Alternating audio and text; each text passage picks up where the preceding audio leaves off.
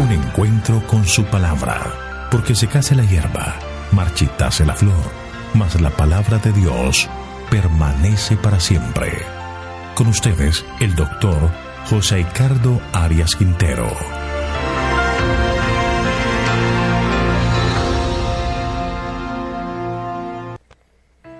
Hoy vamos a estudiar Primero de Reyes, capítulo 9. Pacto de Dios con Salomón. Voy a invitarte para que oremos. Padre nuestro que estás en los cielos, santificado sea tu nombre. Venga tu reino, sea hecha tu voluntad en el cielo, así también aquí en la tierra. Querido Señor, en este momento nos acercamos a ti para pedirte que envíes la gracia de tu Espíritu sobre nuestra vida, para que al estudiar tu palabra, la misma sea de gran edificación espiritual para nosotros. Gracias, Señor, por escucharnos y otorgarnos tu bendición. Lo pedimos en el nombre de Jesús. Amén. La gran fiesta de la consagración del templo fue uno de los acontecimientos más impresionantes de la historia de Israel. No solamente por el edificio en sí, que era esplendoroso, no solamente por la cantidad de personas que estaban allí, los cantos que se entonaron, la entrada del arca del pacto al templo y cada uno de los muebles, sino que además se manifiesta la presencia de Dios por medio de una nube que cubre el templo y el fuego que desciende para quemar el holocausto que estaba sobre el altar. Esta era la confirmación que el Señor estaría con su pueblo. El capítulo de hoy vamos a estudiarlo por secciones para un mejor entendimiento. La primera sección son los versículos 1 al 9 y trata sobre la segunda aparición de Dios a Salomón.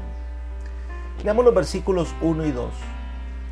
Cuando Salomón acabó la obra de la casa de Jehová, la casa real y todo lo que quiso hacer, Jehová se le apareció a Salomón por segunda vez como se lo había aparecido en Gabaón.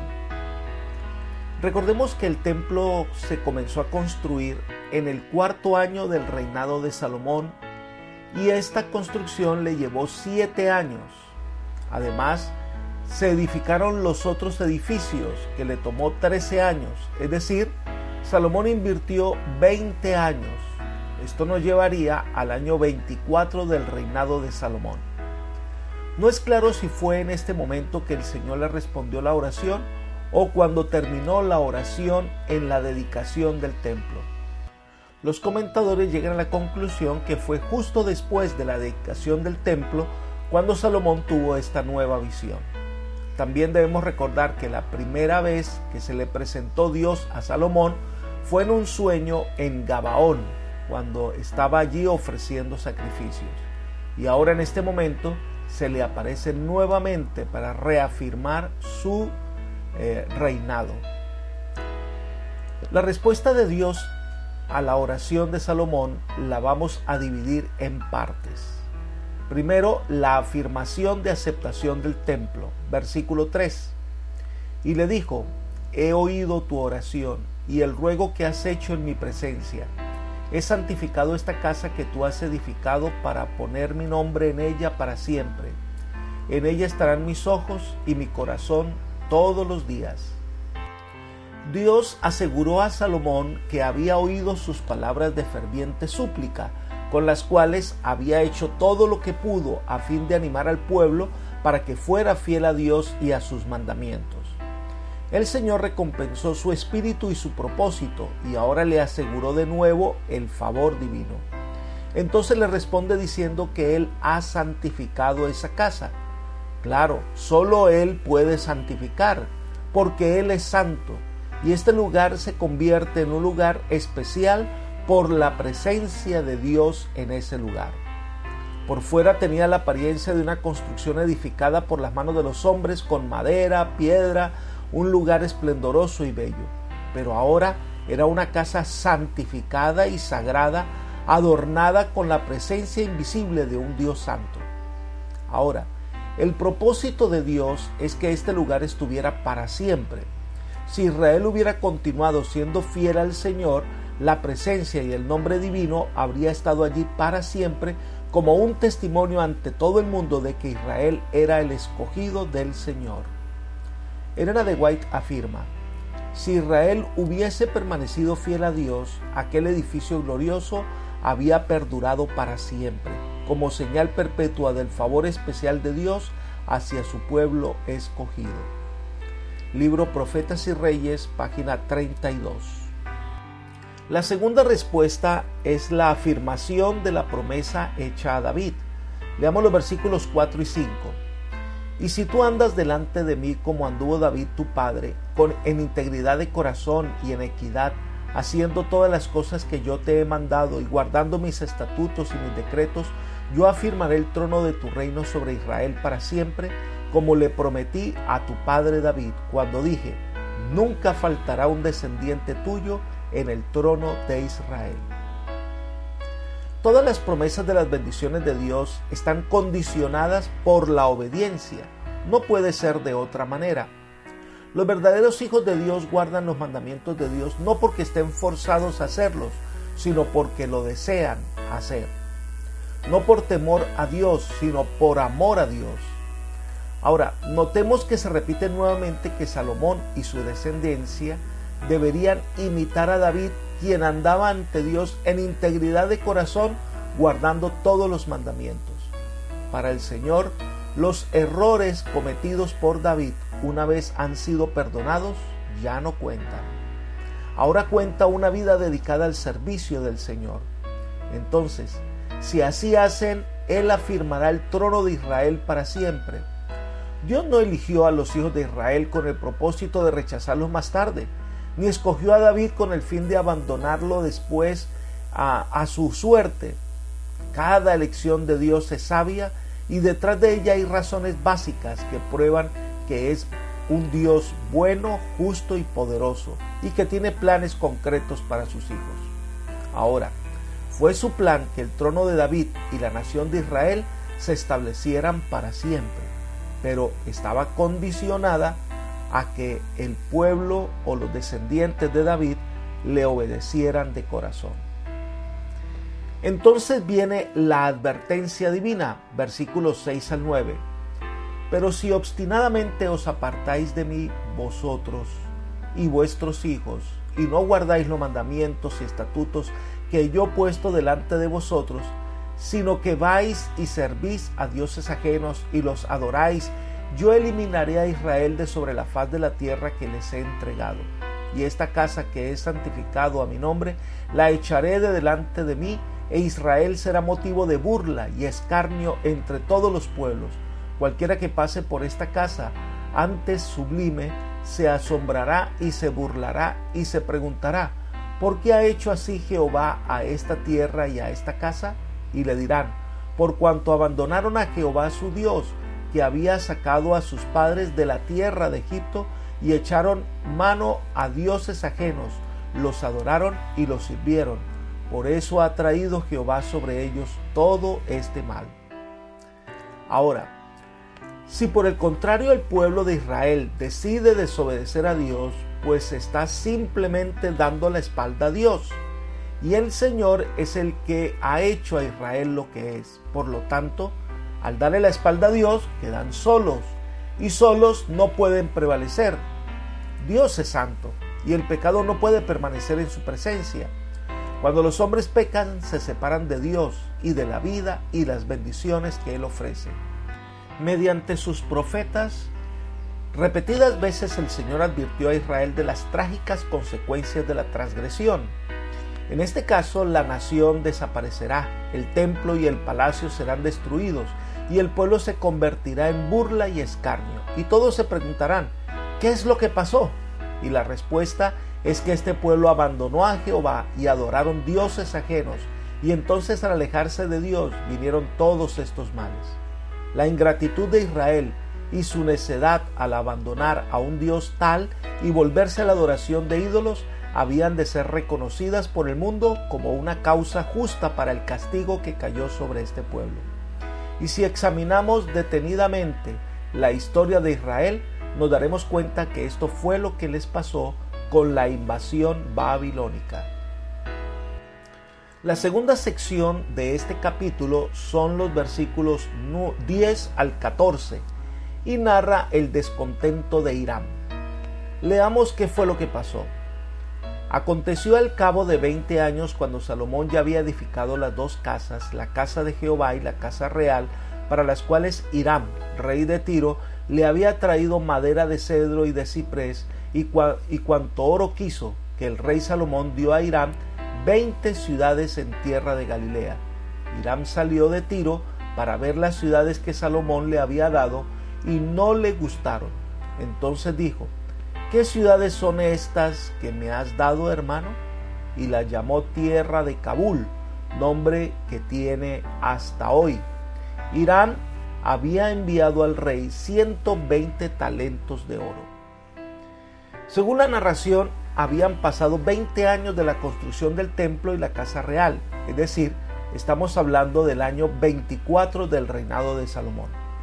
El pacto que había hecho Salomón con Hiram, el intercambio de servicios y todo lo invertido, había dejado la tesorería de Israel en condiciones muy precarias, por lo que hizo un nuevo trato con Hiram, que consistía en que él le traía aproximadamente unos 4.100 kilogramos de oro, y a cambio Salomón le entregaría unas ciudades.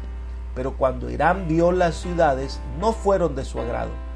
Les llamó tierra de Kabul, que significa ser árido. Era una costumbre que en las relaciones estrechas como la de Hiram con Salomón se trataran de hermanos. Quizás Hiram esperaba otro tipo de ciudades, mucho más comerciales, mucho más fuertes, pero estas fueron las que dio Salomón, a lo que no quedó muy contento Hiram. La última parte del capítulo consiste en breves notas históricas y explicativas, pero contiene algunos asuntos de gran valor. Esta sección va del versículo 15 hasta el 28. Leamos el versículo 15. Esta es la razón de la leva que el rey Salomón impuso para edificar la casa de Jehová y su propia casa, Milo y el muro de Jerusalén, Azor, Megiddo y Geser. La leva era el trabajo obligatorio que Salomón impuso a todos los varones de Israel. Ese trabajo obligatorio se usó primero para la edificación del templo y después para el palacio y otras empresas. Estas empresas fueron: número 1, Milo. Se piensa que era una de las ciudadelas o baluartes de Jerusalén, puesto que David moraba en la fortaleza de la antigua ciudad jebusea, capturada por él y más tarde conocida como la ciudad de David. Quizás Milo era un baluarte de la ciudad cuando fue tomada por David. Ahora se empeña Salomón en reconstruir esta ciudad. Número 2, el muro de Jerusalén. David fortaleció y extendió mucho las murallas de la antigua ciudad jebusea, edificando alrededor desde Milo hacia adentro. Ahora Salomón efectuó más reparaciones y añadiduras con las que cerró ciertos puntos débiles de la defensa de la ciudad de David. En tercer lugar está Azor. Esta era una importante ciudad del norte, en las tierras altas, cerca de la ciudad de Merón. En vista de la importancia de la ciudad, que dominaba una ruta vital para una invasión desde el norte, Azor fue fortificada por Salomón. Número 4, Megiddo. Este era un baluarte importante de la parte meridional de la llanura de Esdraelón. Dominaba un paso entre las llanuras de Sarón y de Esdraelón. Y número 5, Geser. Era un importante pueblo cananeo en un bastión que se extendía dentro de la planicie marítima a 10 kilómetros al oeste de Ajalón, sobre el límite de Efraín. Ahora, este Geser fue la dote del faraón. Leamos los versículos 16 al 19. El faraón, rey de Egipto, había subido y tomado a Geser. Después la quemó, dio muerte a los cananeos que habitaban allí en la ciudad y la dio en dote a su hija, la mujer de Salomón. Restauró pues Salomón a Geser y a Bet-Horón, de abajo a Balaat y a Tadmor, en tierra del desierto. Asimismo todas las ciudades donde Salomón tenía provisiones, las ciudades de los carros, las ciudades de la gente de a caballo y todo lo que Salomón quiso edificar en Jerusalén, en el Líbano y en toda la tierra de su señorío.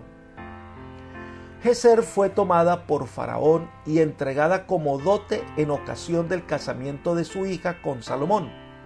Esta ciudad ha sido cuidadosamente desenterrada y se ha confirmado plenamente el relato bíblico de su destrucción y reedificación alrededor del año 1000 a.C.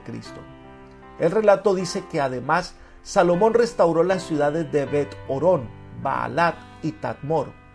Todo esto parecía indicar que el reino de Salomón fue mucho más grande de lo que generalmente se ha admitido y que la Tadmor en tierra del desierto bien podría haber sido Tadmor Palmira del desierto del norte de Arabia.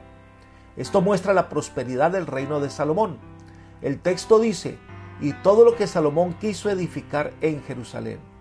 En el orgullo de su ambición y prosperidad, Salomón emprendió varios y extensos proyectos de construcción. Unas descripciones de algunos de ellos era la que se da en Eclesiastés capítulo 2 versículos 4 al 10, que incluía, entre otras cosas, casas, huertos, jardines, estanques de aguas. Dice este pasaje: no negué a mis ojos ninguna cosa que deseara. Ansioso de sobrepasar las gloriosas realizaciones de todas las naciones que lo rodeaban, la ambición de Salomón lo llevó a ocuparse de empresas que estaban contra los propósitos del cielo y de los mejores intereses del Estado. Las pesadas cargas colocadas sobre el pueblo pronto se volvieron intolerables y lo indujeron al descontento, la amargura y finalmente a la revolución. Sigamos estudiando Primero de Reyes capítulo 9. Salomón impuso sus impuestos a las naciones sometidas y reclutó mucha gente de su pueblo para su ejército. Leamos los versículos 20 al 23. A todos los pueblos que quedaron de los amorreos, eteos, fereceos, heveos y jebuseos, que no eran de los hijos de Israel, y a sus descendientes, los que quedaron en la tierra después de ellos y que los hijos de Israel no pudieron acabar, Salomón los sometió a trabajos forzados hasta hoy. Pero a ninguno de los hijos de Israel impuso Salomón servicio, sino que eran hombres de guerra, sus criados, sus príncipes, sus capitanes, los comandantes de sus carros o su gente de a caballo. Los que Salomón había hecho jefes y vigilantes sobre la obra eran 550 hombres, quienes dirigían a la gente que trabajaba en aquella obra. Las naciones sometidas por David y Salomón, como los amorreos, eteos, fereceos, heveos y jebuseos, fueron sometidos a trabajos forzosos y a pagar fuertes tributos a Israel. Pero los israelitas no les impuso los mismos trabajos forzados de las naciones sometidas, para que trabajaran en la edificación del templo. Aunque se hicieron esfuerzos para que este servicio fuera lo más llevadero, se produjo un vivo resentimiento que fue una de las grandes principales acusaciones contra el trono en el tiempo de la muerte de Salomón. Sin embargo, en líneas generales, se hizo el esfuerzo para tratar a los hijos de Israel como a una raza superior y dominante. Fueron elegidos para ser los guerreros del rey y cortesanos, directores de las diversas empresas y comandantes de sus carros y jinetes. Sigamos con el versículo 24. Cuando subió la hija del faraón de la ciudad de David a la casa que Salomón le había edificado, entonces él edificó Milo. Puesto en la inauguración del templo se había llevado el arca de donde estaba a Jerusalén, es evidente que Salomón consideraba como sagrada toda la zona donde estaba el templo y no era adecuado para que fuera la morada de su esposa extranjera. Se ha sugerido que esta nueva residencia real quizás estuvo en el monte al oeste de la zona lejos del templo, y que entre el templo y esta nueva casa estaba el valle de Tiro-Peón. El fervor de Salomón se describe en el versículo 25. Salomón ofrecía 3 veces cada año holocaustos y sacrificios de paz sobre el altar que él edificó a Jehová, y quemaba incienso sobre el que estaba delante de Jehová, después que la casa estuvo terminada. La referencia a 3 veces en que se ofrecía holocaustos y sacrificios en el año son la fiesta de los panes sin levadura, la fiesta de las semanas y la fiesta de los tabernáculos. las 3 importantes fiestas anuales a las que debía asistir en Jerusalén todos los hebreos varones del país. Como todos los adoradores traían su ofrenda al templo y los sacerdotes eran los encargados de hacer los ritos en el templo, Salomón pues participaba de todas estas ceremonias. Y finalmente llegamos a los versículos 26 al 28, donde se describe que ahora Israel tiene naves en el mar. Leamos. Hizo también el rey Salomón naves en Esión-Geber, que está junto a Elot, en la ribera del Mar Rojo, en la tierra de Edom. Hiram envió en ellas a sus siervos, marineros y diestros en el mar, con los siervos de Salomón, los cuales fueron a Ofir y tomaron de allí oro, 420 talentos, y lo trajeron al rey Salomón. Esión-Geber era un gran centro de comercio, y allí Salomón estableció sus naves. Es indudable que Salomón dominaba entonces la ruta comercial terrestre de Palestina a Arabia y la ruta marítima a Ofir. Los hebreos no eran un pueblo de navegantes marítimos, por eso Salomón empleó marineros fenicios, así como los egipcios empleaban marineros de Biblos en sus diversas empresas comerciales en la zona del Mar Rojo. Esto llevó a que Salomón llegara a Ofir, donde pudieron tomar oro. También se traía de allí madera de sándalo y piedras preciosas, y también probablemente plata, marfil, monos y pavos reales.